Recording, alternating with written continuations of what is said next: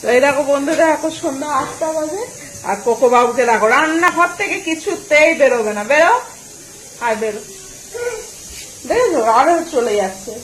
যা যা, কি এখানে তোমার কাজ নেই, যাও। চলো চলো চলো চলো চলো চল চল চল চল চল চল, বেরো বেরো বেরো বেরো বেরো বেরো বেরো বেরো। তাও যাবে না, এইখানটা তো দাঁড়িয়ে আছে।